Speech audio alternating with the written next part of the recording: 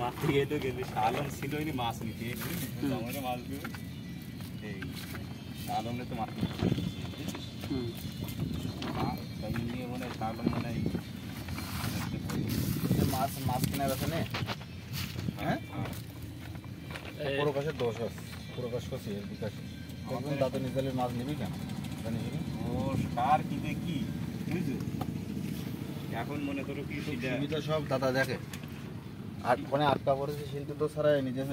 সেটা হচ্ছে শিমুলের ভূত বুঝছো শিমুলে কিন্তু বাবা শিমুল যে সুগন্ধা খাবে সে সুগন্ধা তো সুগন্ধ খাইয়েছে কালকে মারিস না কালকে